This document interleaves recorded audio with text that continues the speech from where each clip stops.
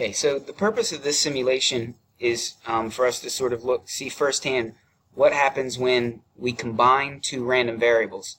So we could combine those two random variables. What I mean by that is by adding them or subtracting them, basically. And then there's going to be two types of random variables. We have a discrete random variable that takes on a value like a 1 or a 2 or 3, and then a continuous random variable that takes on decimal values. So I'm going to use the TI nspire because the directions on the activity give screenshots for the 8384.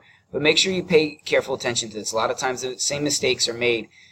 So like when you want to make the graph of what list 1 looks like, this is going to be 200 rolls of a single 6-sided die. Okay.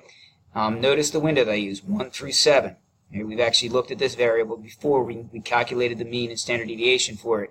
So the 1 through 7 ought to make sense living along the x-axis here. You can use your one variable stats to get the mean, the standard deviation, and then just use the look of the graph for the shape. Well, here's what happens a lot of times. Right? Die 1 and die 2, we'd expect them to behave kind of similarly. But remember what I'm going to do in list 3, and you have to watch for this with the 8384. I'm adding the two dice together. So now look at my window. It goes from 2 to 13. A lot of times my students will still have 1 to 7 here. They don't switch that. Okay. So I'm putting these screenshots here to sort of help you. Right. This should be plotting L3. Right. So make sure you don't miss those little pieces. And in the second part here, you're subtracting them. So let me just go through. I'll go through the first part on the nspire just so you can get the idea. So to simulate rolling a 6-sided die 200 times. Let me just double check that. Yeah, it's 200 times.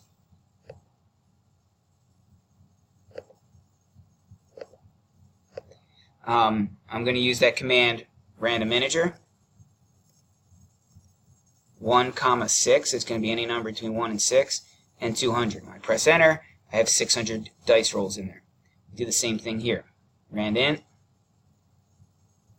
1, 6, and then we want 200 of them. Okay.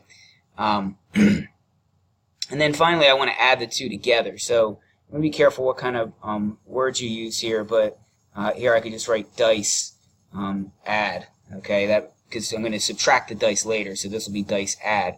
And when I want to add the two dice, what do I do here? I do die 1 plus die 2, okay? Let's mess that up.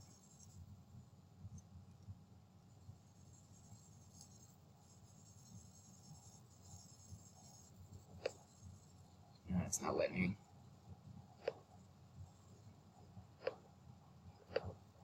Okay, sorry about that. I think you can tell what mistake I made there. So I want to add the two dice together. So this is going to be die 1 plus die 2. I think I forgot to put the 1 on one of those. So I'm going to press enter. So now this list has the sum of the dice. So what am I looking to do in those graphs? Right. So with the nspire, you're going to get your graph tool. Okay. What I want to put here is die 1. Okay. You can do the dot plot if you want, or a histogram. Okay. And describe the center, round 3.5, shape and spread. If you want to change this to a histogram, you can go menu, plot type, and make it the histogram. Okay, and you get a histogram. So that's die 1.